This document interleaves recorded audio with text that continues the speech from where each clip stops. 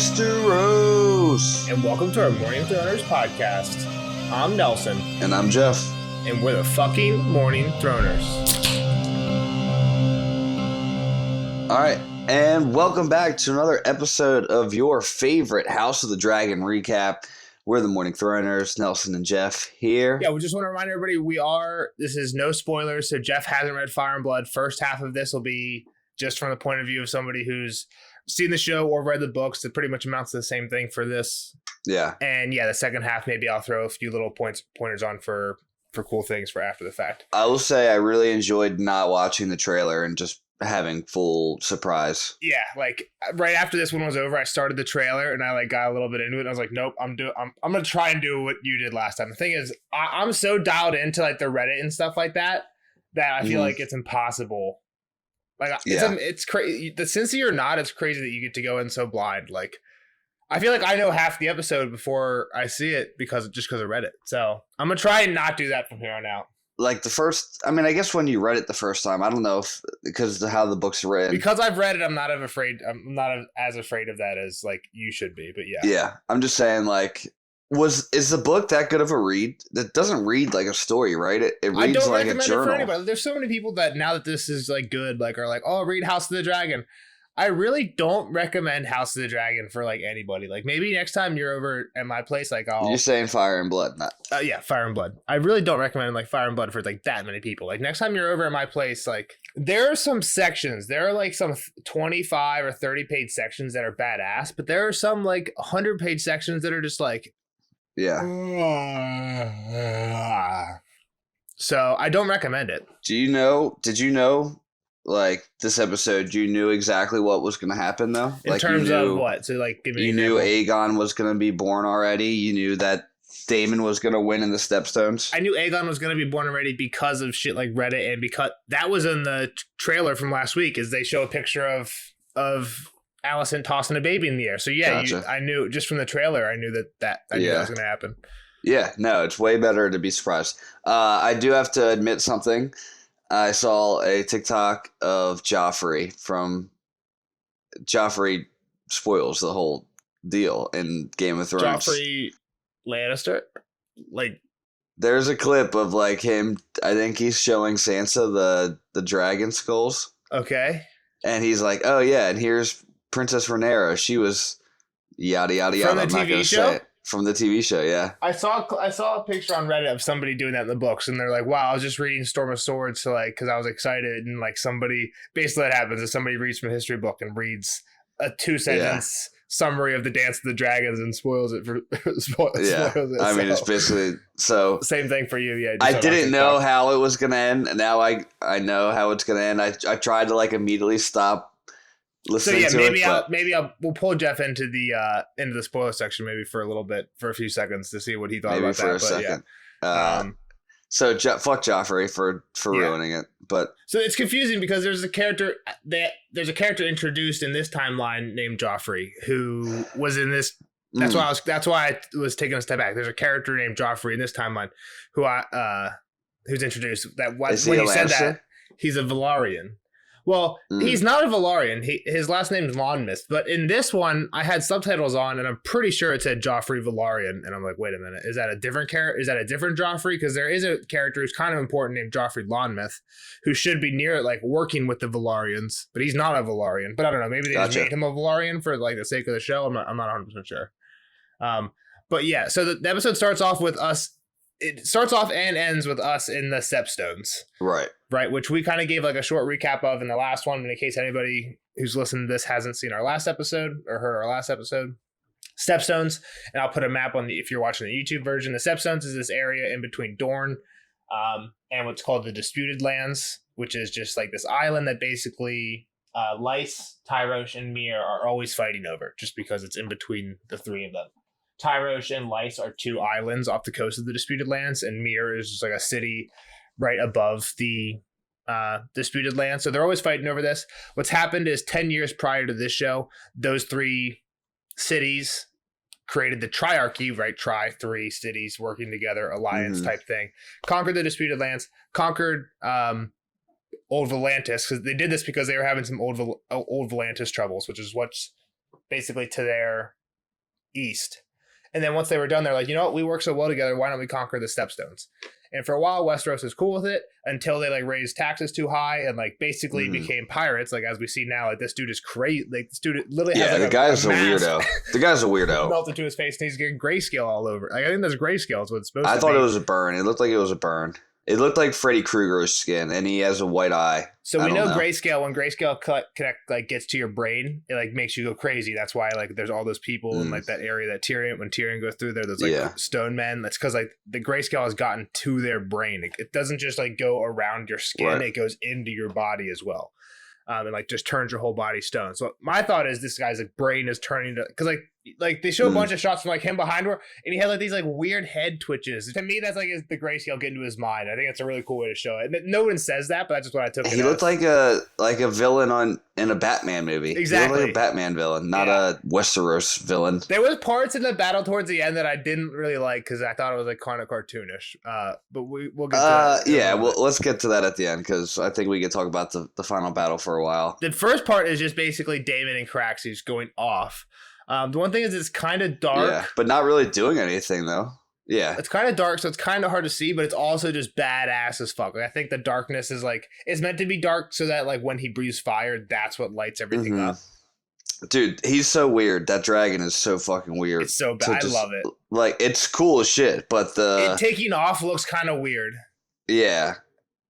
Everything about him is just super weird. I like when it's on the ground; it looks cool, and when he's super skinny. Cool. But the transition from ground to air, maybe I'm critiquing the CGI here. That looks weird, or I don't know. Yeah, it looks like it's really hard for him to take off. It's like a snake trying to fly. Is basically what it is. That thing is so long. Yeah. It's like a snake. It's a cool looking dude, but yeah. So they're hiding in these caves. Yeah, exactly. It shows how they're like hiding in the caves, which has become the problem for them down in the Stepstones. We learned this has been about 3 years later, 2 years and 9 months, assuming Alicent was pregnant, like got her pregnant immediately, right? Right. You would think it didn't take that long. Yeah, give it 3 months. The thing is, I thought what would be cool, and one of our buddies had predicted at the end of the last episode, he had predicted that like maybe Alicent can't have children. Mm-hmm. Right. And that's why she was worried. He just thought that would be a huge plot point. It's like Alicent can't have children, so like we're getting the king remarried to have more kids, and then all of a sudden, the person we can't she have. Popped out a kid immediately. Okay, we have a 2-year-old kid started the next episode. So unfortunately, he's watching the episode late, so we can't get some live reactions from him. But I want to see what his take's going to be. Yeah, it's weird that no finger. But like it was a pretty clear point to show that she was like nervous with her fingers. I really like her character though. The thing is, some of these I had two thoughts. One is like I had this thought during this episode where I was like, damn, Rhaenyra, like people were saying it in the earlier episodes, but I had this feeling in this episode, Rhaenyra and the Alicent actress especially, like she killed it. Like there was 2 scenes, like the one where she came to him and there's like the note on the table, and the one where they're outside the tent and he's wasted talking about his dreams. The way she like plays off, like, oh my god, my fucking drunk ass husband is going. Why am I talking to this old man who's drunk? Like I'm over here drooling over anything he's saying, and she's like, oh my god, my drunk ass husband is going out about his dreams. I thought it was just so well acted. I don't know. I don't know if she's that good. I mean, she's good. In 2 episodes, they're gone, dude. Yeah. She doesn't seem like the character is just like too Sansa-ish. She's just like bleh. But Rhaenyra's awesome. Rhaenyra's the princess that was promised. Yeah. So for both of them, the thought I had on that was, I wonder if like they're gonna give us flashbacks, because there's a few things that I think flashbacks could be cool for. And maybe this is just me wanting theories that I had that didn't come true and thinking like all flashbacks are how they could do it. But the one thing I was like, if Alicent was pregnant, and there's no hint of this in the book, but I was thinking like, what if Alicent was pregnant before Viserys said that? And I've seen like a lot of reaction. People thought that there was plenty of setup and it made sense why Viserys would choose Alicent. And some people were completely shocked. He didn't even really say why he picked her when Rhaenyra called him out on it. She called him out, and he was like, "You're right." But then he kind of said at the end, at the end of that conversation, he was like, "You can choose who you like, just like I did." So it almost made it seem like he chose Alicent because he didn't want to choose the other girl. Yeah. In general, I think this episode is awesome, but I think a problem I'm going to have with this show is at the end of each episode, it seems like there's a few questions that they're going to wrap up. Like at the end, like you said, at the end of the last one was like, why okay, but why Viserys? Why did you choose Allison? Mm-hmm. And then like we're like, okay, we'll find out next episode. And then next episode comes and we're 3 years later. And cool, it's awesome. So we don't even think about it, but like we should think about it. Like you never answered that question. Like you didn't. To me, you didn't explain that well enough. Why Viserys chose Allison? I think they could do it with flashbacks still. Like maybe in the second half of the season when we get the new actors. Maybe every once in a while they'll be like, "You never did this," and we'll get a flashback. I don't think they're going to flashback. I think that could be tricky trying to play that game. We already have time jumps, but I think using different actresses would make it so that you could do flashbacks and make it like obvious that this was back in time. But I don't know. Again, maybe that's just me reaching. I don't foresee them doing a whole lot of it. They might do it once or twice. That might just be reaching. I'm also kind of iffy about this was a major time jump, and I know there's a bigger one coming, right? I'm sure it's big enough that they have to change characters or actors. I think they're kind of like weeding us into that, right? Even between the first and second episodes, it was a 6-month time jump. Now we got 3 years, so we're just it's going to be like 10 years soon. Yeah, in between 9 and 10, it was going to be 10 years, or not 9 and 10. In between 5 and 6, it's just goofy that they jumped almost 3 years, but they're still on episode 2 issues. Like what? What do you mean? The stepstones are like it took you 3 years for this war. Like no. I think what we're supposed to understand is that Daemon and Corlys have been at war for 2-ish years. I know, but it's like it shouldn't have taken that long. What do you mean war? The war. Yeah. They literally defeated them in 5 minutes with. Well, that's just TV show. One of my problems is the war is going to be way too short. In the books, the war is way longer than it is. I mean, if they're an admirable opponent, they just got beat in a second by one guy running across the beach. And I don't want to talk too much about it because I'm sure we can, but let's get going. Let's get going in more of the episode. All right, so Aegon's name day, the whole hunt. I thought the hunt was super lame. I thought the hunt was sick. Dude, that was lame as fuck. What do you mean? That's not hunting. That is. Well, yeah, obviously that's not hunting, but like, so I think there's a scene in season 1. I don't know if you remember where Robert goes hunting for this boar, right? Because Robert gets killed by a boar in season 1. This is 100% supposed to be like a parallel to that. And you were like, oh my god, Rhaenyra's gonna get tackled by a boar. Well, do you remember that scene in season 1 where Robert's hunting? It's Robert, Barristan, and Renly. Literally 3 people walking through the woods. Yes, I do remember that. That's hunting. That's not hunting. Like, not in medieval times when the king goes hunting, you have hounds. Sure, I'm sure this is how it actually went, but they literally just tied the stag to a rope and then he went up and stabbed it. Like, that's lame as fuck. That was lame. Yeah, I mean, but that's the whole point of that scene is like, hunting as a king isn't hunting, and even Viserys seems pissed, like kind of upset in that. But just like, there's a different scene, right? There's the first scene where he goes out, they don't find anything. They just like go out and he like smells poop. It's really like the whole scene or something. Sure. That scene is badass. Like you got hounds, you got all these people, you got.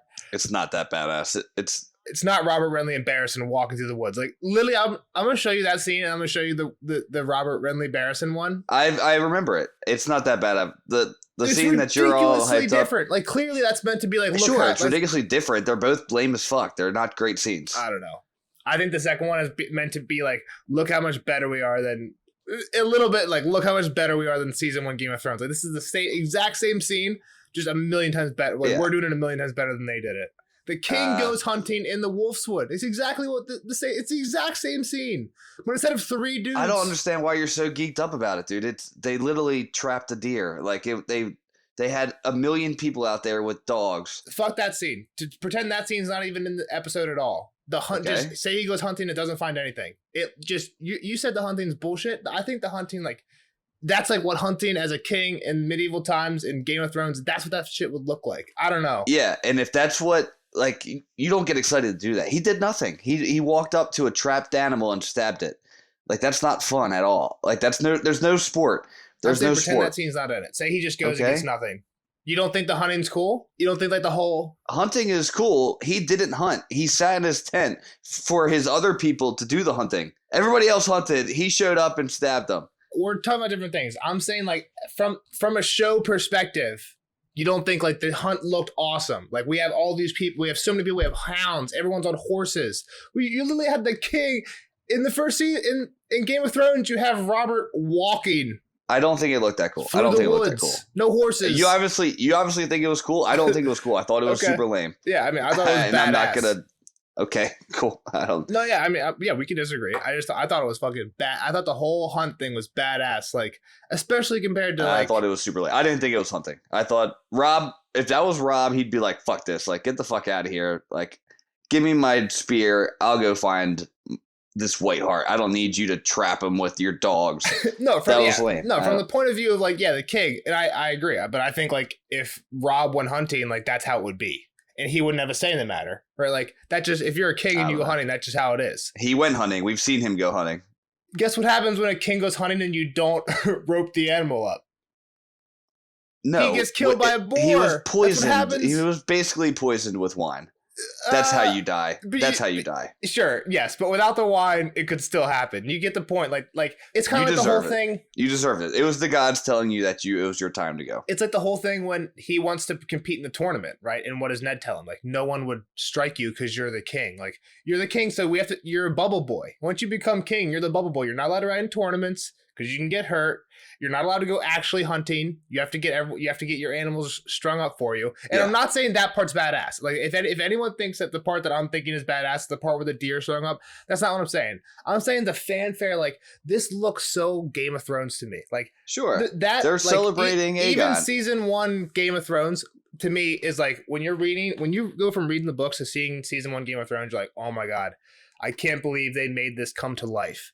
And then you see this and you're like, this makes season 1 Game of Thrones look like a Ren fair, right? You literally have Robert and Renly and Barris and 3 dudes walking through the woods. Like, that's not what happens when the king, like, I never had any problems with that scene before. But then they show me this and I'm like, you know what? No. Yeah. I don't know. That scene is bullshit. This is what the king going hunting looks like. Like, that is nothing. I don't know. I mean, that's what the whole episode is the king going hunting. So, and I thought the whole, and you're not the only one that thought that. Like one of our buddies texted. It's a cool party. Like it's a big party, and like I get it. One of our buddies texted "slow start, awesome finish." I was geeked up the entire. Like I was super geeked up. Maybe more during the hunting than I don't know. I think I was geeked up more during the hunting than during the fighting at the end. I didn't care at all about. I thought Rhaenyra, like more of Rhaenyra and Kristen was. I thought that was better than. Yeah. Okay. So let's get off that. So yeah. So we start with the birthday. I've been talking way too much. So what did you think about You've been talking a whole lot about the advancement in time? You said you kind of didn't like it. We got Aegon. What are your immediate thoughts as like somebody who didn't read has no idea what's coming? Yeah. I mean, now we got Aegon in the mix. It went from a 2-person race to a 3-person race now, and the 2-year-old doesn't even know it yet. Well, so what do you mean? Who's the 3 people? Daemon, Rhaenyra, and now Aegon's going to be in the mix. Gotcha. And probably more. It's probably going to be more people. Especially because this Valerian guy's riding a dragon too. Yep. So, yeah, it's just like I get you half the time jump to get Aegon. He needs to become a person, and he needs to now be older. Probably in the next 2 episodes, he's not going to be 2 forever. But yeah, so yeah, and again, I don't think this is spoilery, but like Alicent's pregnant again. Right. Mm-hmm. So like there's gonna be another child, or we could have another Emma Aaron scene where it doesn't go well, right? But I guess what I'm saying is I wasn't as jarred by it because I know like Aegon is a character in the Dance of the Dragons, right? Like the Dance of the Dragons, the Civil War, something that takes place 15 years from now. Aegon is like, knew Aegon was a part of it. He's like a kind of a big part of it. Sure. Well, exactly. So, but one of the big questions for me, like going into this show, is like, okay, this is awesome and I love this, but I'm like, okay, there's Aegon, but there's also like other children that like Alicent's gonna have, other children that other characters are gonna have, and I'm like, hold on, like these children, which I had like aren't even like on screen yet, like we haven't seen the child yet. This is gonna be a major character. How are we gonna get from there to there in one season, right? Like we didn't see that type of thing in Game of Thrones, so I knew that we were gonna have like at least 9-month jumps to have a baby born, and at least like 5-year jumps till you have that character talking, right? So I'm not mad about the time jumps. It just seems like the problems and questions from episode 2 were still problems and questions in episode 3 years later. the problems and questions for me was, why did you marry Allison? I don't know which one's that was the biggest one for me. I mean, just like, all right. Yeah, that's still a problem, so I guess you're right. But what else? The stepstone problem, Daemon not talking to Viserys, like it didn't build a lot of, like, we don't know a whole lot of what happened between those 3 years. Yeah. Daemon, it could have been like a week later when Daemon was fighting, and then you find out that it's 3 years later. Yeah. When they have the baby. So it's like, you don't know when. Yeah, so I think what you're saying is like, and I agree, is like, it seems like they could kind of say a random time period and it would just be like, okay, whatever. Like, this could have been 3 weeks. This could have been 3 years, like it was. And like, it doesn't seem like enough has changed for it to be 3 years instead of 3 weeks. Yeah, I mean, nothing changed. Except there's a baby. Except there's Allison's pregnant now. Okay. She's pregnant and she has a 2-year-old. So I think, so we're just basically, I think we're saying that, again, we're kind of beating around the same bush, but the time jumps are going to be potentially going to be a problem. I think that you're right. Like, that not a lot, like, nothing changed. Like, status, like, I think this was an awesome episode. I think this was a sick episode, but like, in terms of like status wise, the only thing that really changed was the stepstones. We went from, and you're saying like it's taking too long, but we literally went from the war not even being started at the end of the last episode to seemingly being kind of ended at the end of this episode. It didn't look like the group that they were fighting was a group that would take 3 years. I get it, they have caves. You also have a dragon that can just blow fire into said caves. Exactly. So I have problems with the battle and like the stepstones. We'll talk about that towards the end. Like, if you how is these caves so great and anti-dragon proof until now? Just because Daemon sacrificed himself. And again, I get it. Like, there's like, while Daemon's running at him, like the guy keeps like nodding, like, okay, come out of the caves, come out of the caves. Are we supposed to believe that like they've never come this far out of the caves before and now like they've overcommit? Like, it's a little far-fetched. It's kind of a cartoony battle scene to me. I mean, thank God he finally got hit by an arrow. I mean, how long was it going to take? The thing is, the part that you don't like is the part that I do. It's confusing because like in the books, this is kind of like a war of attrition. Like, yes, the dragons are a huge benefit, but like they're on these rocky islands, so the dragons don't help too much. You have water where they can just like jump into the water to avoid getting, like, in my mind, you can just jump into the water to avoid the dragons. But like, the dragons are a huge help, but they're not everything. So this war is kind of like a war of attrition, and the Valyrians have to keep putting people into this. And it kind of is a thing when, again, I don't remember if, in the books, Viserys helps with the war, but I don't remember it being like, oh, Daemon makes a stand. We're jumping way ahead, but like, I don't remember if it being like Daemon makes a stand and goes to kill, right? So that's what it seems to me, is like, as soon as he gets the news that his brother's going to help, he's like, fuck this. My brother's not winning this war. I'm winning this war. Yeah. Even if it kills me, right? Yeah. No, I thought that was cool. That was cool. Yeah, exactly. I think it's cool. I think it's a little over dramatized. His fake surrender is a kind of a shitty move, but I knew it was coming. I knew he was gonna not surrender. But as soon as like all the people with arrows started like about to shoot the arrows, I was like, oh my God, this is gonna be so cartoony. Like, they're gonna have a dragon come in here and light all these arrow guys on fire before one of them can shoot an arrow. Like, that, I just don't buy that. I thought it was, but they had him all shoot the arrow and he like rolled and dodged. But I think the opening to it was awesome. I think it was a little bit drawn out to the point where it's he ran way too far, dodging. Dude, the arrows were like zoom, zoom, zoom, zoom, zoom, zoom, zoom, like literally cutting his nose. They were so close, but not close enough. I assume you've seen it. Have you seen the clip of you know how like when, I forget which one, Star Wars, where Luke gets his arm cut off, the famous one was like, Luke, I'm your father. What's that? That's 5, right? Empire? Is that Empire? I'm looking at it if that's not Empire. Yes. Luke gets his arm cut off, and then he falls, right? And he like goes through the tubes, and he comes out and he grabs a thing, and he's picked up by the Millennium Falcon. Perfectly catches on to the. But there's an edit of somebody, you probably haven't seen it actually. There's an edit of somebody like it's only like 4 or 5 cuts where he's like, right, like him just going through these tubes, falling through these tubes before he plops out. But they just took these like 5 cuts and just rearrange them in different orders for like 10 hours. And there's like it's like 10 hours of Luke falling through tubes. I definitely haven't seen this. And you can just like look, but the way it's cut together, you can't tell where the seam is, or it's not like exact repeats or whatever. So it just like, sometimes I get that feeling where I'm like, am I what? It's or like a Family Guy joke that where they're like purposely making it go on too long to like kind of be funny about it. Like when Damon was riding on the rails, like when he gets knocked off his horse and is riding on the rail in the first one, they cut to like 2 or 3 different angles of it. But I'm like, man, this is ridiculously long. How long you're riding on these rails, and people have made memes about it, like putting the Tony Hawk Pro Skater and like grind to that, giving him right? points, giving him grind. But it's points. because it does last too long. They cut like 3 or 4 different angles. He ran like 200 yards getting arrows shot at him, and until he made it to the 1 yard line, he got shot. Yeah, this is this exact same thing. We're just like it's way too. He didn't much. have to run across the whole beach. He could have been a lot closer. Too much. But it was. I mean, I'm not a hater. It was so cool. And they didn't show him killing the guy. Yeah, that was lame as fuck. I was like, why would you not? I thought they could have done a really cool badass scene where like he, especially because that guy has grayscale, like you can't touch it. Do you know it's grayscale? I don't think it's grayscale. I'm like I think 95% sure it's grayscale. I think I saw like something like an interview where they said like he had grayscale. I'm like 95% sure it's grayscale. Okay. But like because of that, like that can make it even better. Like you can't touch the guy. Like literally, if you touch the guy, you're fucked. Which then like when Damon's literally dragging him out, he's dragging him out by the hand. I'm like, what the fuck? But like I looked at it, like he doesn't seem to have grayscale on his hand. Seems to be like in his shoulder and head area. Right. But again, I'm like I think I heard the actor say that it's like grayscale. So yeah. I was a little confused to why his dragon wasn't helping.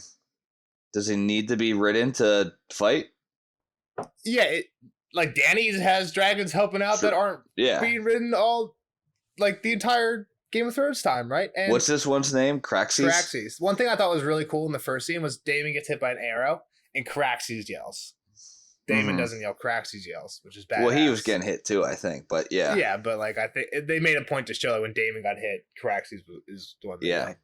His right shoulder is arrow magnet. He's got a bunch. I think that they also made a point to be like dragons. Like the dragons themselves don't give a fuck. Right? There's this guy. Like the very opening shot is Crab Feeder nailing this dude to a post, and he's like, "Oh!" And that guy's like, "Thank God!" Like it's kind of like a cool scene. Like, "Thank God!" That was awesome. Damon, and the dragon just lands right on My him. prince, save me! Like, just squished him. That was awesome. Yeah, the dragon doesn't give a like. Dragons don't give a fuck. I mean, I don't know if Damon really. Damon wouldn't give a fuck either, but other people. All right, so let's get back into Rhaenyra's storyline. The battle was cool. I wish we could have saw him kill the guy too. It just made it. It made it a little bit of not a crescendo moment. It was. It was like, wait. I was like, am I seeing that already right? over? Like, he killed the guy already. First off, like, so when you see it, it's Damon walking out of this cave and he's like backlit by fire or whatever, right? And he's dragging half of a body.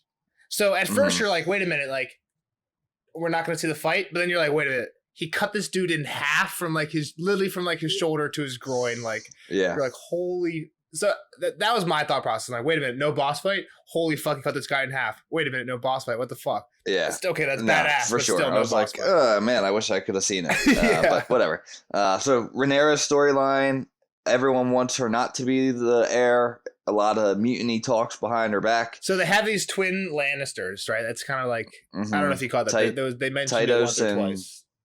Something. Another set of twin Lannisters. Janos and there's a Lannister. Exactly. Twin Lannisters. Exactly. They're kind of dickheads. At least one's a dickhead. I don't know if the other one's a dickhead. So the first one shows up trying to give him advice on the Stepstones, which I don't understand. Like, why does this guy give a fuck about? Like, why does anybody care about the Stepstones? Like, why does a Lannister especially care about the king going to the Stepstones? Yeah, I don't know. I don't know what his back. That's another thing. Like, we just threw this guy into the like council. It's like, who the fuck is this guy? And like, I don't. Yeah, so he's on the council now, right? Mm-hmm. Yeah. We didn't get a council. We didn't get a real council seat in this episode. But I think you're right. I think he's on the council. There's a mention of that at some point. Yeah. But the other new issue now is who is Rhaenyra going to get married to? Yes. And kind of like I mentioned, I didn't foresee her being one that wanted to get married. She's Queen Elizabeth I. She wants to be married to England. Yeah. So how about before we get there, she's doing her classic thing. How about like her and Allison at the tree with the singer? Super awkward.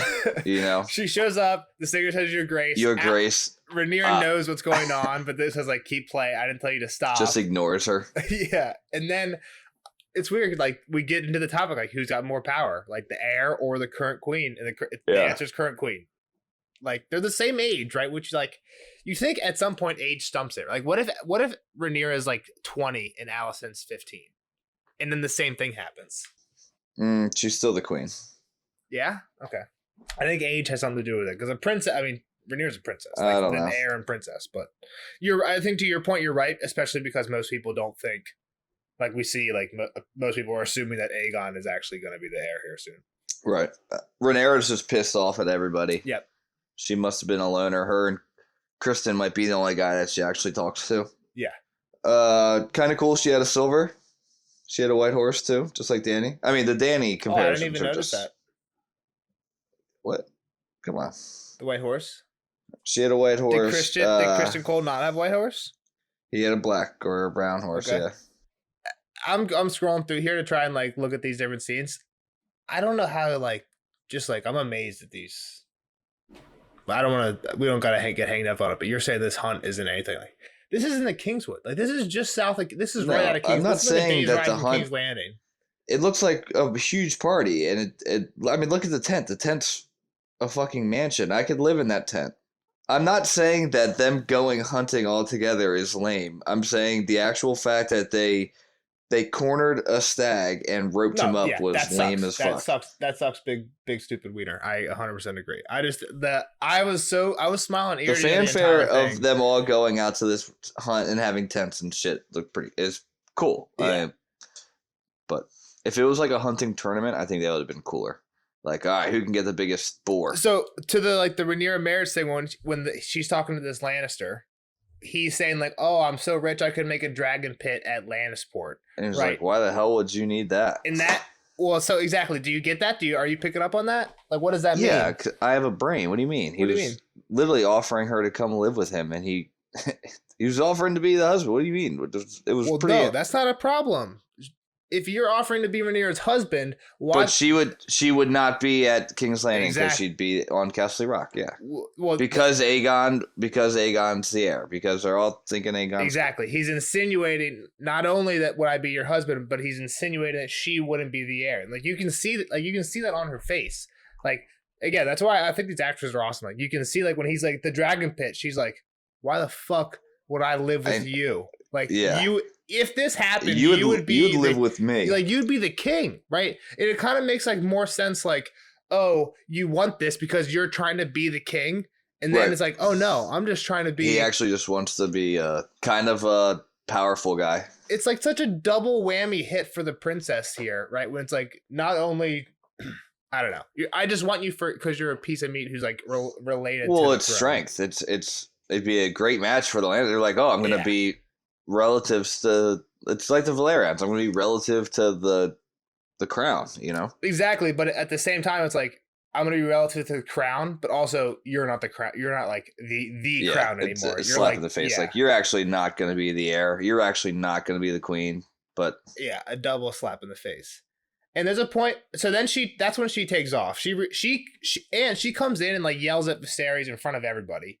Right. There's also a couple other good conversations I'm going to talk about in the spoilery part between some of these high ladies.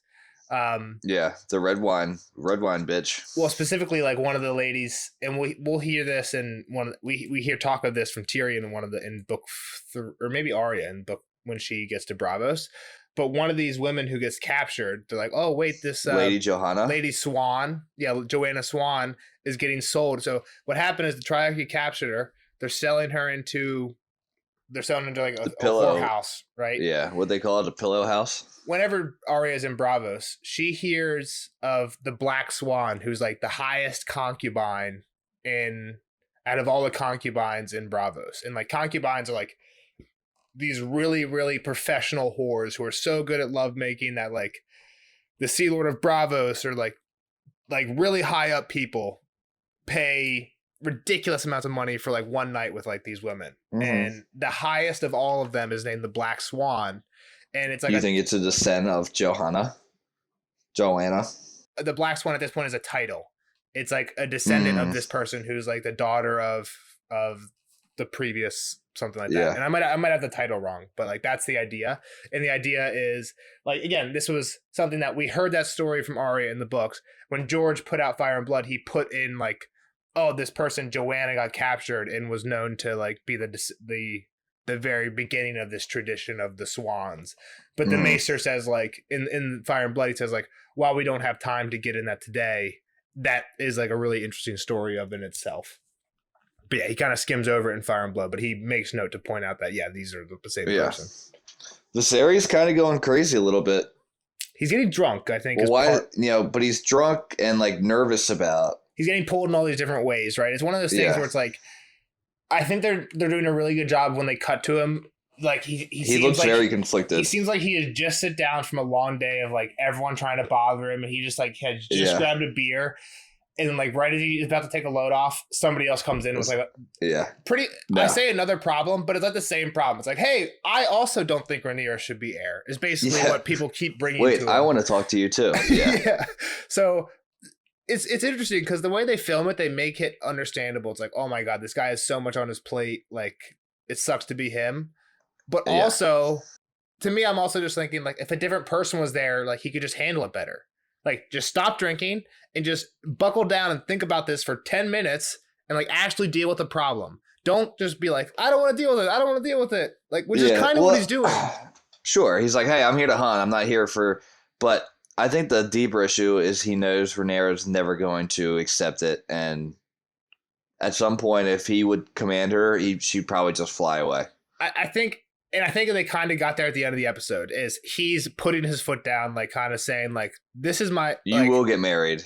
You pick somebody. Yeah, people are acting like him not naming Aegon as the heir is him not making a decision, and. He's like, this is me making a decision. Me saying not Aegon, Rhaenyra instead of Aegon. And he like kind of says at the end, like, I promise to you.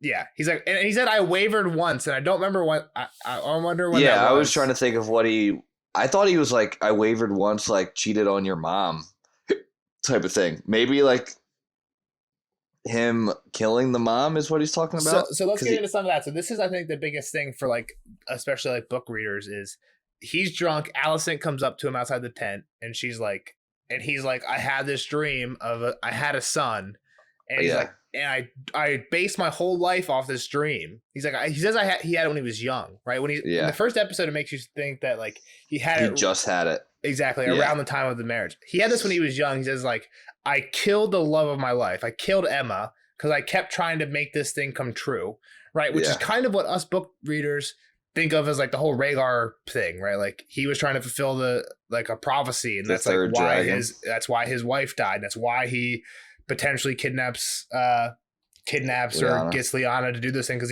he's trying to fulfill prophecy.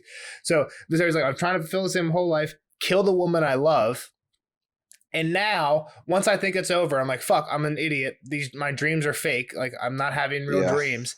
Now I have a son. He has a son.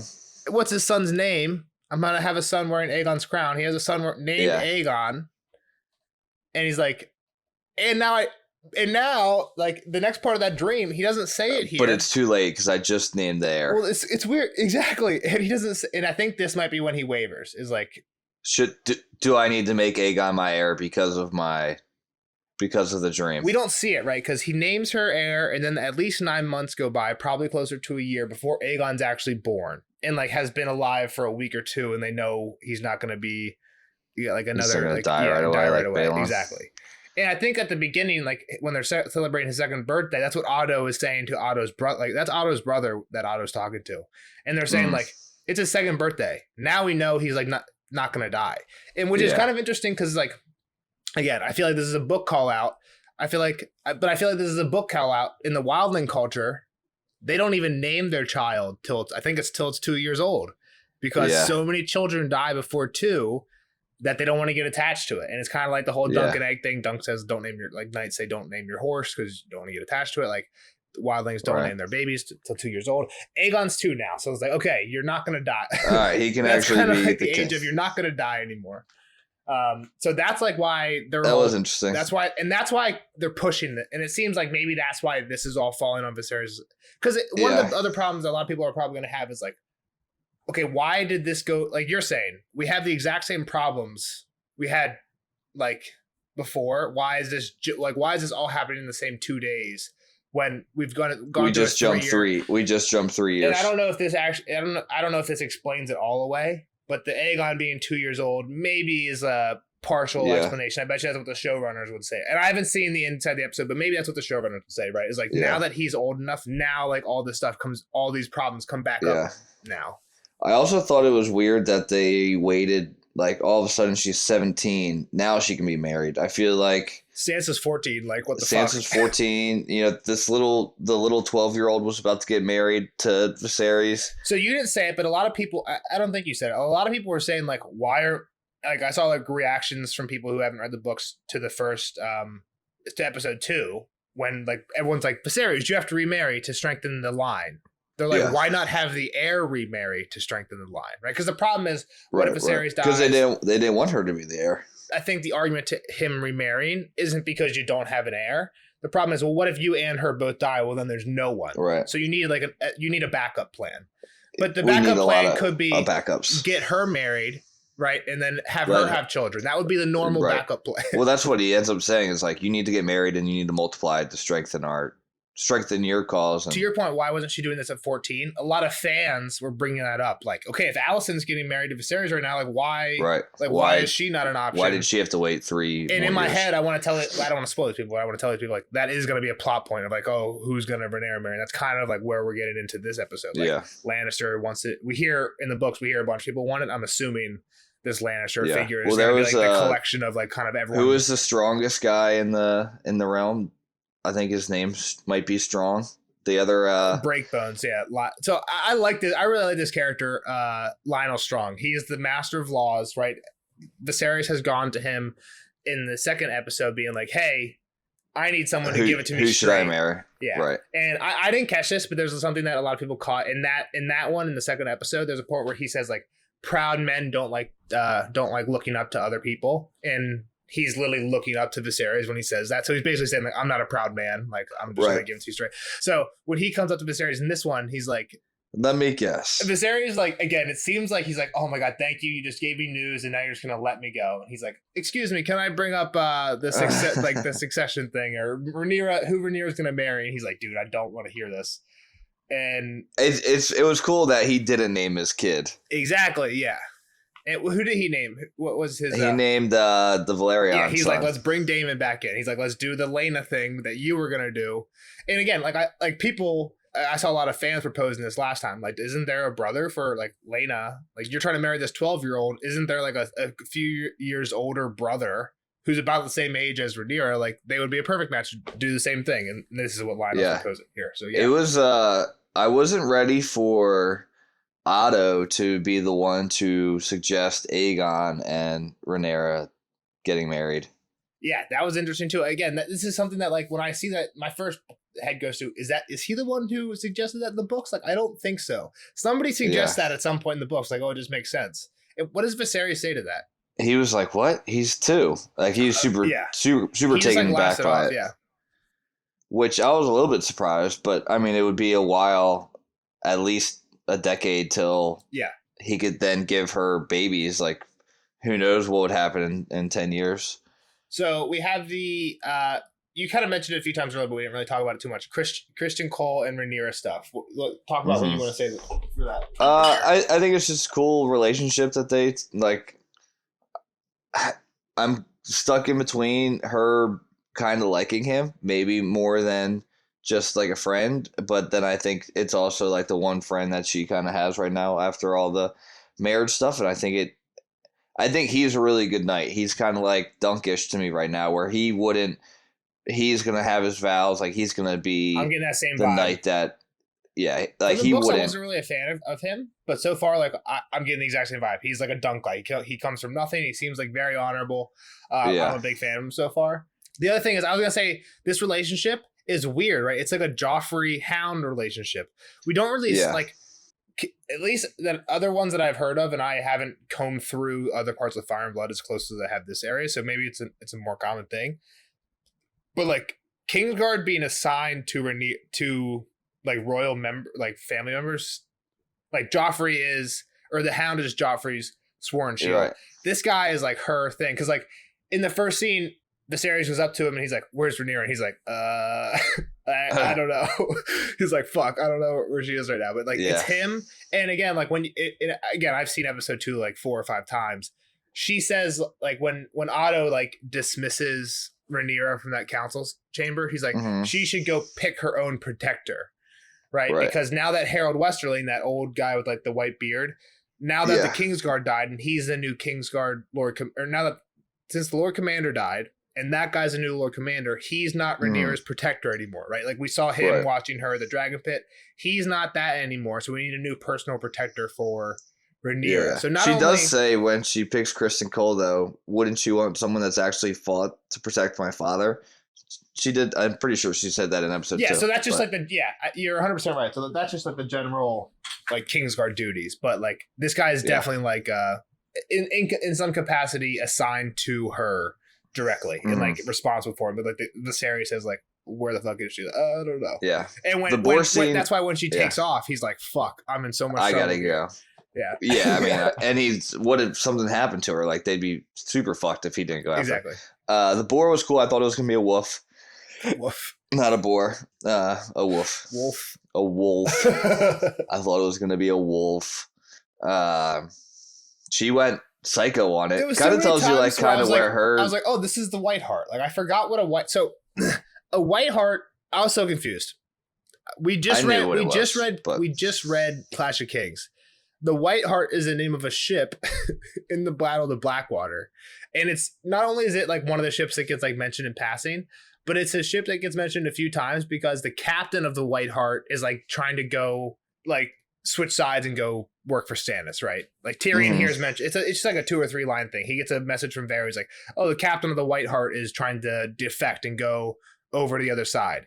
And Tyrion, I don't remember what he does. He has him nailed up in the street or something like that, right? Yeah, I don't know. But it's the captain of the White Hart, right? And that's again, it's interesting because that's like a White Hart is like a deer, antlers, stag, Stannis the Baratheon. He's going over to the other side. That's before we get the antler men within. And again, this is all Clash of Kings stuff. Done with that. But so I knew that was a thing in a ship in the Battle of Blackwater. And then when the boar comes out, I'm like, oh, wait, is this what they've been hunting the whole time? Like, is this the White Hart? And I was like, oh, wait, then it's like cool. I'm like, wait, that's whole Robert Baratheon.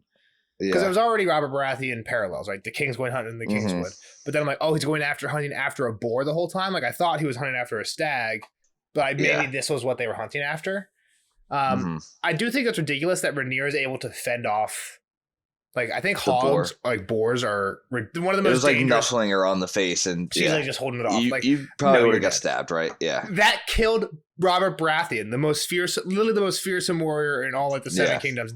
What Rhaenyra just like held off with her pinky finger killed my boy Robert Baratheon. And that boar flipped the fuck out. It flipped Kristen on his off his feet. You know, like he was way up in there. Decleated his ass, and then Rhaenyra just holds it off with a pinky. Like, come on, do my boy Bobby B some justice here. Yeah, Bobby was drunk. Have her be fucked up a little bit. Yeah. Yeah, but so then they don't find the White Hart that they're after. So I thought that was kind of a parallel of like they're like, oh, the gods, it's a sign for Aegon. The White Hart's out there. And the White Hart actually shows itself to Rhaenyra. Yeah. And he goes to kill it, and she's like, no. Again, I thought, I was like, that's a little bit extra. Like, what the fuck are you going to do with a sword versus... A sword, yeah.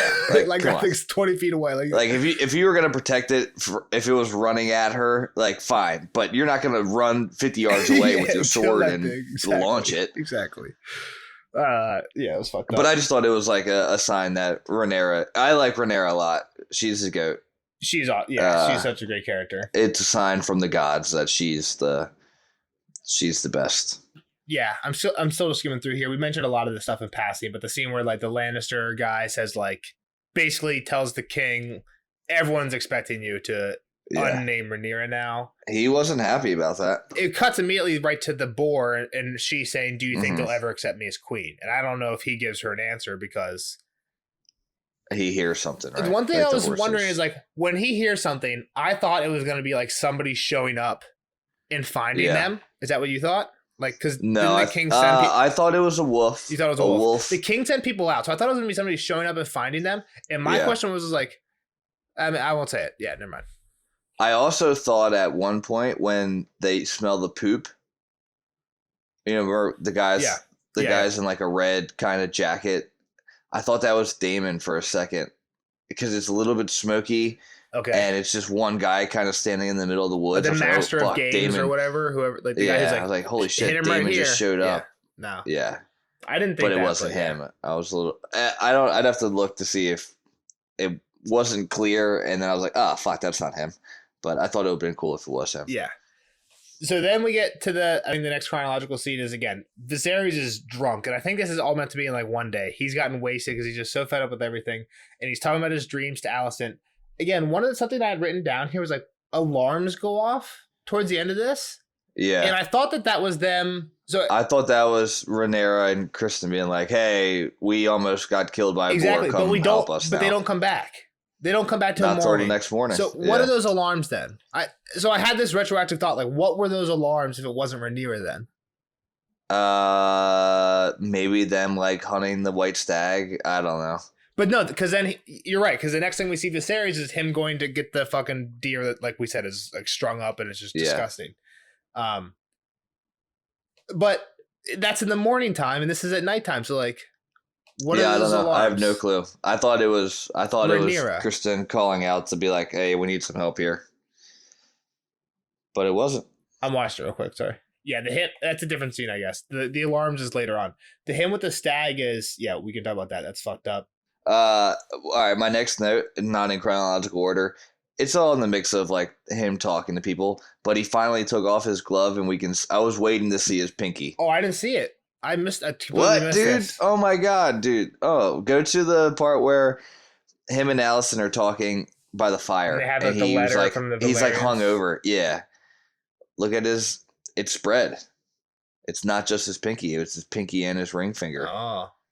And it's chopped off. He doesn't have fingers. He only has 3 fingers on his left hand. Really? They're both chopped off? Yeah. It's like Davos stubs.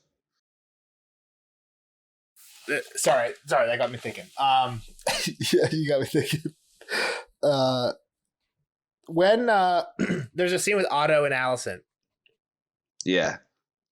And he's telling her like you need to make him make Aegon the heir. Yeah. And I thought she was going to be like, I did your fucking dirty work. Right? Like, you couldn't marry the king because you're not a woman. I get it. So I did your fucking shit now. You can do this. You don't need me to convince him. You can convince him. Right? Like, I did my fucking part.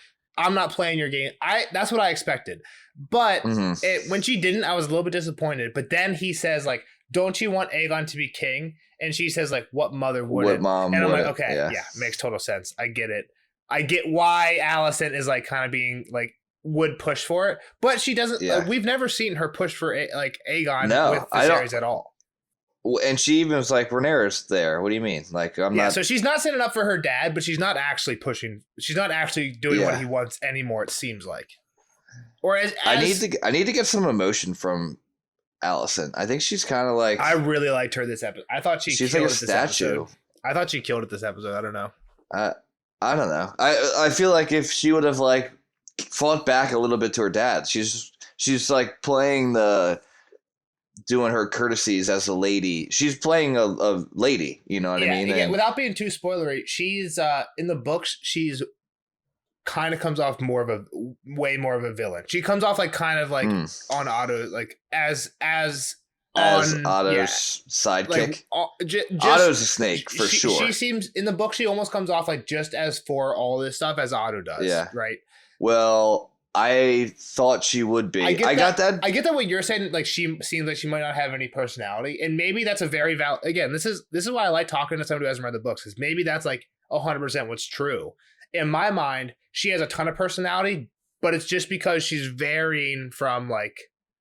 She isn't the evil person that like she isn't like the again. I didn't think she was evil, but she isn't like super evil as like schemy as I thought. She's like more motherly. I thought she was going to be more that. schemer. Yeah. I thought she was going to be super schemy from the trailer. It just puts her in some clips of "Do you want to be queen?" and it's her, and yeah, exactly. So I want her to be more schemy. I think it would help her. Again, without being too spoiler, like the book that this is, the book that this is based off is called The Rogue Prince, and it's all basically that's all Damon's actions leading up to the Dance of the Dragon. But the Dance of the Dragons, that book is called The Princess and the Queen. There's literally a scene where the princess and the queen are at a tree, and there's like the princess and the queen. That's those two. So like the whole book is like based on like these kind of like this relationship between these interactions. Two. And again, in the books, they're never friends. They were not childhood friends at all. There's like a 10-year age gap. So a lot of this is like what it's completely new to me, like it is to you guys. But yeah, I definitely have like a predetermined like thought. I have like a thought for these guys. Like Allison's not bad, but not as, in my mind, not as good as Rhaenyra. Yeah. And here I'm being surprised that because like, oh, she is cool. She is cool. Like I feel like she's thinking of Rhaenyra as a friend still, and it's like, Rhaenyra, this doesn't have to be this way. Like, sure, I married your dad and I had his kid, but like we don't have to hate each other. I would rather her be a schemer, I think, for the story. Yeah. If that makes sense. But so I think the last thing before the very last battle scene, which we talked a lot about, is we talked about this too, is the Rhaenyra Viserys scene where he basically says like, you can choose your own.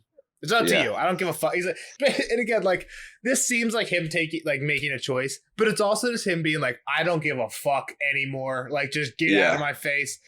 I'm so tired of trying to deal with you. Pick somebody. Just please do it. Which again, like he seems to care a lot about the realm, and this seems like it also seems like a very nice thing to do as a father. It's a horrible kingly decision. Like, what if she chose like Bolton? Absolutely. Like what? And what if she chose like Littlefinger? There's a short clip. Like when she's coming back and she's covered in blood, she walks by a Bolton. And again, it doesn't make any sense why there be a Bolton at this hunt. Like he has a flayed man on his sigil.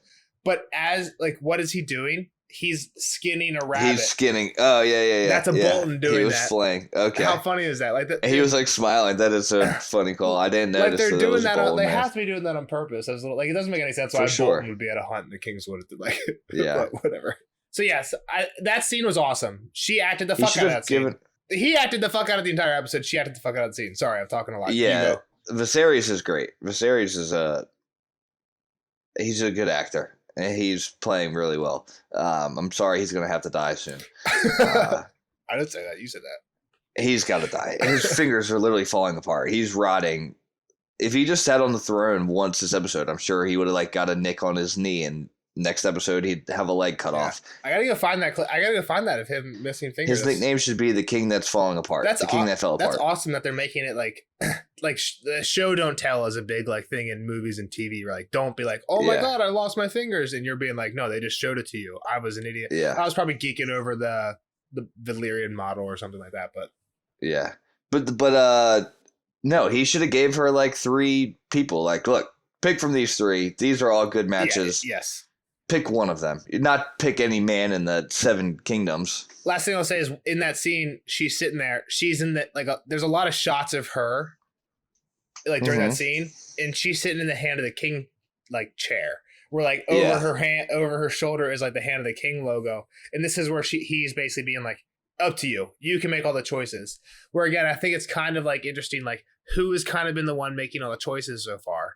It hasn't been really Viserys. It's seemingly been Otto. He's got his and his now daughter she's in Otto's chair. Queen, and now again it's him being like, "You're the one making choices." Looking at his hand, being like, "You just do it.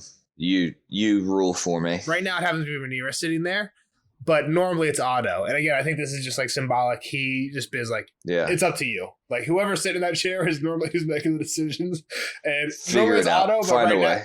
now, to me, that's like that had to be symbolism. Like the symbol is sitting right next to her head the entire conversation. Yeah. Like, it's calling it out. Right. Last thing is this War of the Stepstones. I'm so conflicted on this. It's so badass. Like the War Council before they actually get into the fight is so badass. Daemon showing up, beating the fuck out of the guy is cool. One problem I had is they're introducing us to a few new Valerians here, right? They're introducing us to the son and the cousin. I couldn't tell in the battle who was who. Yeah, so not only in the battle, but even in the War Council, the cousin and the son. Or, again, in the books, it's Corlys's cousin. I think it's his brother. They say in the show, Vaemond. Okay. He sends a letter. He's the other Valerian. That's not the son. Yeah. It was his brother. It's his brother. The brother wrote the letter. The one, like, they haven't helped us. Why would Daemon or whatever? Like he was like, but again, like while they're introducing these 2 characters, like giving them their first speaking lines of the entire show, they're like cutting to to Daemon getting off Caraxes, which again looks cool, but I don't know who's I'm not matching voices to faces, right? Like I don't know who's speaking now. And then and what's Corlys's son's name? Laenor. Exactly. So that's what was confusing. I didn't know who was Laenor and who was Vaemond, who's his brother. Yeah. I was like, show me introduce me to these two characters before you just like throw them into the show. And then was Corlys fighting in the? Corlys was fighting. The actual exactly. battle? All three of them were fighting, but it was hard to tell like kind of who was who. I couldn't tell who was who. Again, like some of it is because the cuts were so. The kid quick. having a dragon was a big shock to me. Yeah, that was a cool. Again, I knew that was coming, and there was a lot of the trailer was meant to make the cut seem like that was Caraxes, even though there was points. I thought it was Rhaenyra for a second. I was like, oh shit, Rhaenyra showed up. The one is like the one view of the dragon. It looks like really like light gray, and the top down view it's like dark purple. And I thought it was like, wait a minute. Like, so the first view they have is Daemon surrounded. Again, this is super cartoony. This is what I don't like. This is not, to me, this isn't Game of Thrones. Somebody could have hit him with something before. Like, why are they surrounding him and like waiting for like 10 seconds and like getting in a perfect, like this is season 7 Game of Thrones. This isn't season 1. This isn't like perfect formation for this dragon to come just melt everybody. So again, I know it looked badass. I have some gripes with the battle at the end, but so this is the reveal of Laenor being riding on Sea Smoke, and again, I feel like they didn't. Sea Smoke is the name. The name of the dragon is called Sea Smoke, and again, the first reveal is him like pulling up right after he does that, and he's like a light gray dragon. I think it looks really badass. And I'm like, oh, Sea Smoke. And it makes sense. He's cheering and shit. He's all fired up. But then you're right. It's like purple from the top down, but the underneath is like light gray. Top down is purple, and I thought it was two different dragons. Even me as like a book reader, I thought there might have been two. I was like, who is this? What is it? I was like, who's this purple dragon? Until it was weird that Bloodworm wasn't fighting out. too. Yeah. Like Bloodworm should have been fighting. That's what I thought when Daemon was surrounded. I was like, okay, Caraxes is gonna land on top of him basically and do a big like sloopy slurpy neck thing where he was like working his tail too. Like he could have like but no, it was cool. So now where's this kid fit into the picture of the Battle of Dragons? So again, this is the guy that the strong, what's the guy's name? The Master of Law is the one who, that's the one he said. Hopefully he survives this battle, this war. So that's who he was talking about, the Dragon Rider. Yeah, exactly. Yeah. I guess my prediction for you is what's next from the Stepstone stuff. What happens there, and then what happens with who's Rhaenyra's? I don't think she's gonna pick. I don't think she's gonna pick anybody. She's picking nobody. The Stepstones. I don't even know where they would go. Like it almost started and ended so fast there that I don't even know why. I'm assuming that they're gonna come to an agreement and like maybe the Valerians will be like governors of this land so that they can not get pirated, but I don't even know why. Like, it doesn't seem like Viserys really gives a shit about the Stepstones at all. So it's like the 8 kingdoms. Yeah, I'm sure Daemon's gonna come back as like the savior, and he's gonna get a lot of praise for it, which is what they were doing it for in the first place. If that happens, though, just think about like Viserys, right? Like he wanted nothing to do with this war. People have been bugging him about this war because of his stupid brother who got it. Like he hasn't talked to his brother in 3 years.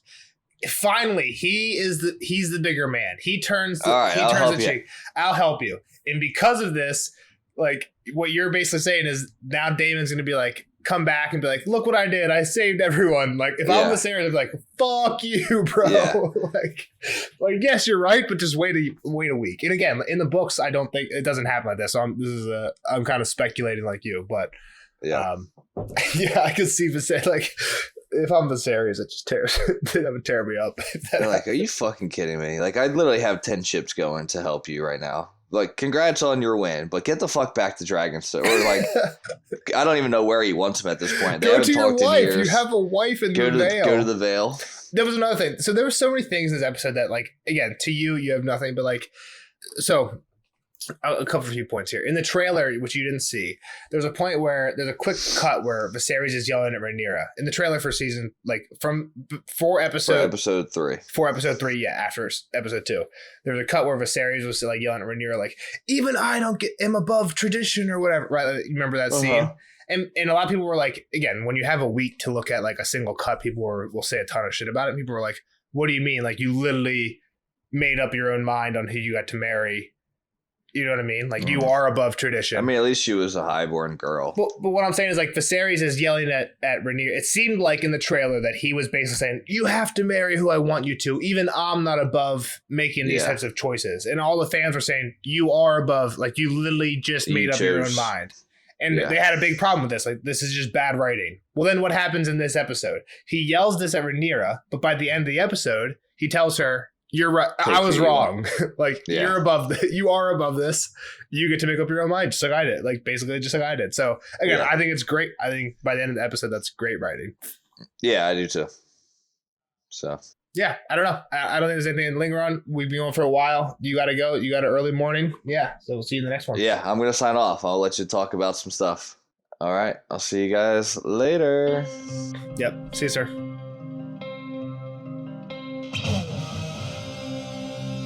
Spoiler alert! Spoiler alert!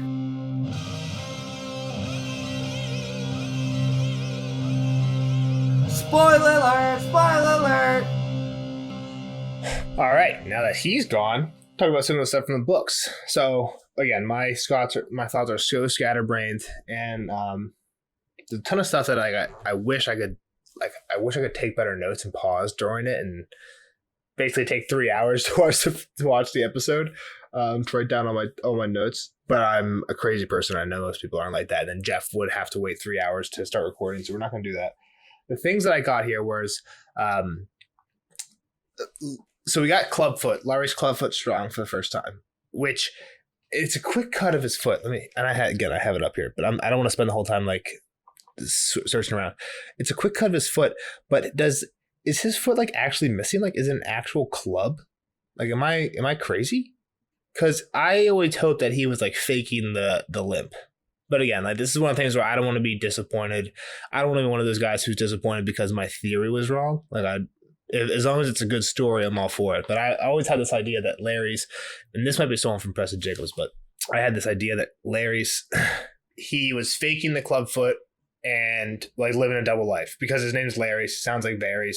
Clearly, Varys does this with Rugen in the books, right? Where he's pretending to be this Goaler, but he's also being Varys, who's the master of the city, master of whispers, and Varys literally a double lifestyle. And what this reminds me of, if you guys seen The Prestige, Christian Bale's character is like obsessed with this like Chinese man who does this like magic act where he has this like disappearing fishbowl or something, and Christian Bale's character is convinced that the way that this guy does this is he's committed his entire life outside the act to pretending to be like old and hobbly and kind of like Maester Pycelle, in like the first one, how he's like always faking to be like kind of cripply. Always faking that, even though you're in perfect health. That way you can do something that no one would expect and be like, oh, well, it couldn't have been him. He's cripply, right? That's kind of what was like the idea of Laurie's, is that like it's not an actual club. It's just like a fake thing over his foot. So he could be a fake club foot. So, it's only like a one sentence thing or a real quick thing. I love this. I love that we got introduced to Laurie's clubfoot. And I love that we got our first mention of Harwin Breakbow Strong, who, and even Jeff said, is supposed to be my mind is so scatterbrained. I might be like the worst person to do this with. We got our first mention of Harwin Strong, who is supposed to be like the Mountain, right?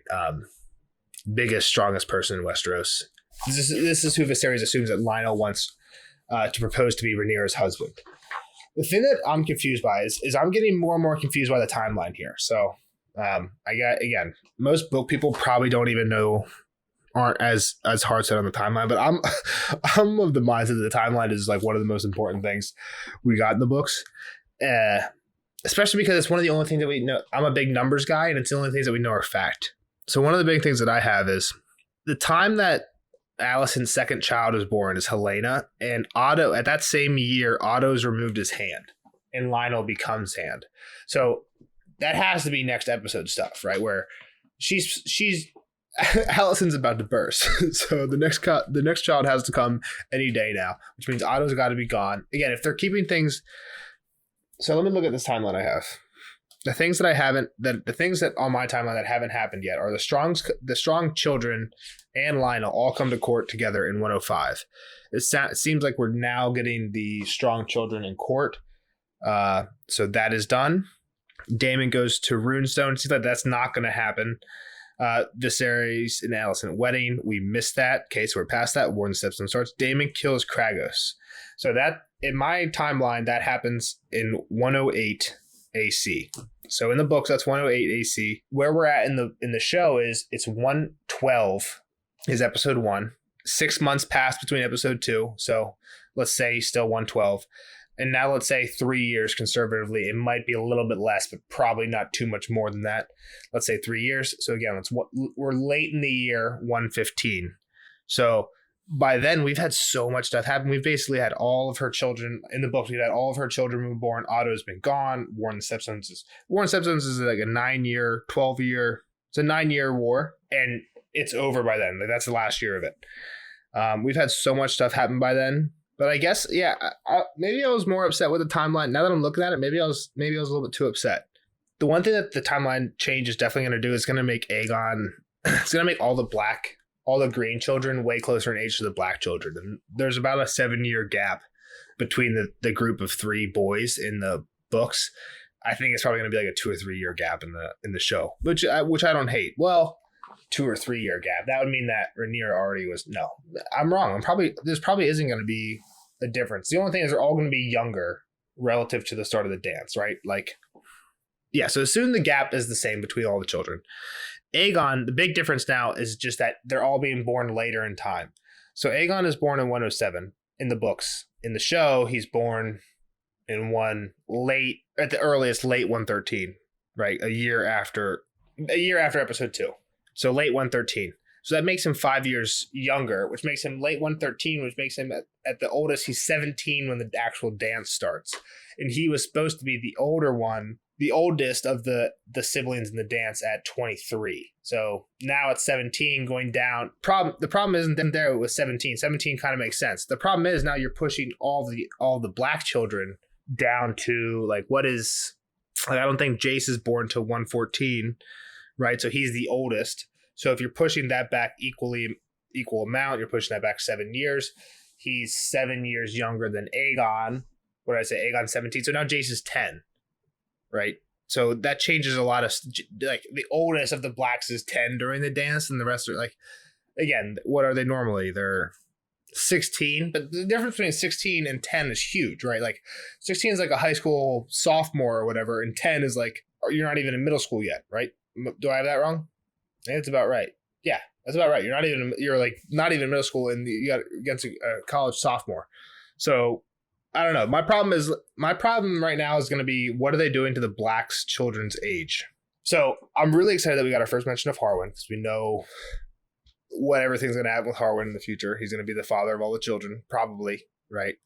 Laena gets to choose. Again, we just get introduced to Laenor and Vaemond, and I feel like they did a really bad job of introducing those characters. And in my mind, why would Rhaenyra choose Laenor? Because that's what we know happens. Apparently, that's what we know happens, right? We don't.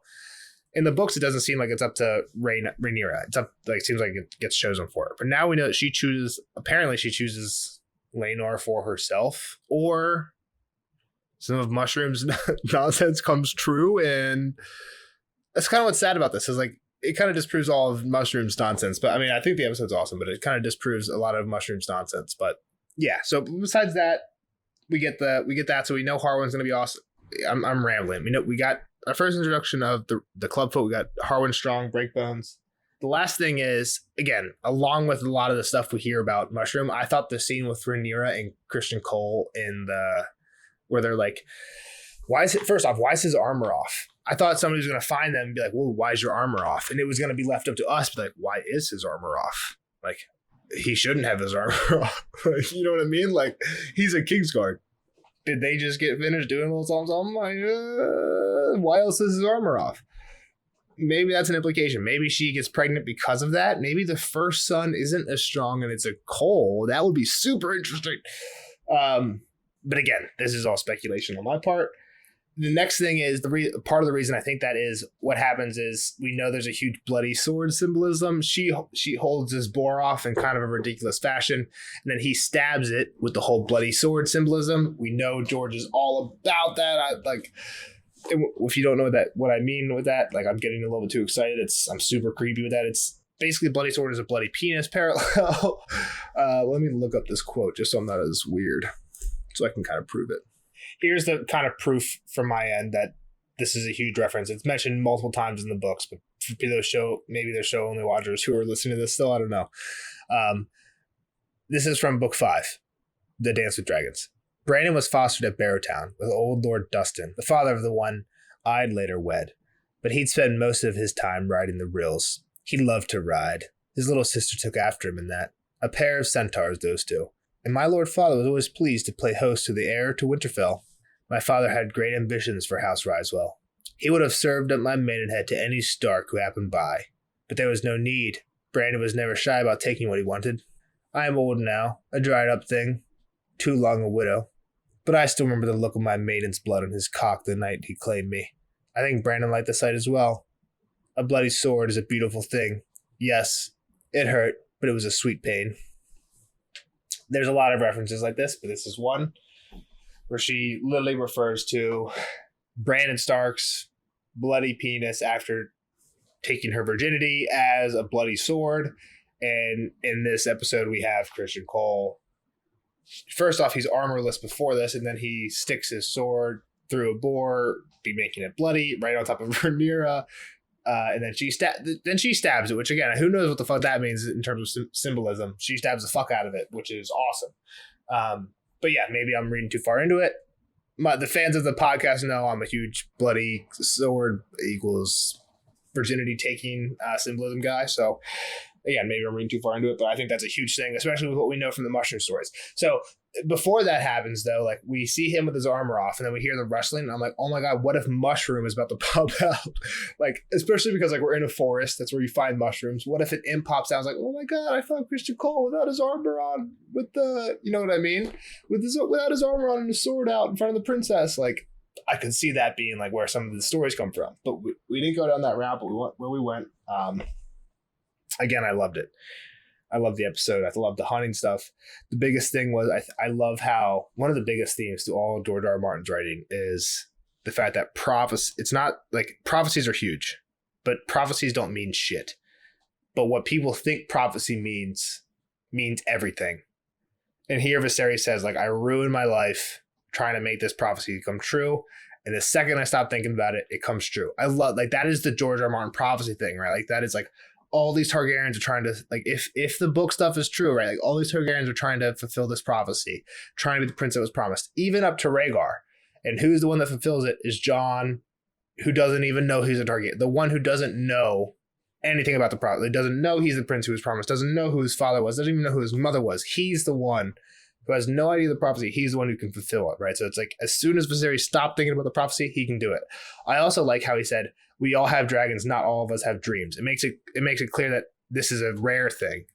But yeah, episode all around, I'm rambling at this point. I know I am. I love this episode. Probably my favorite one so far. Yeah, awesome. Well, thanks for listening, guys. We'll see you guys in the next one. If you're listening this far, you guys might want to listen to, if you're listening to these types of spoilers, you might want to check out the Discord. It's in our links below. There's a lot of House of the Dragon talk recently. Yeah, good people there. See you guys in the next one. Like, subscribe. Bye-bye.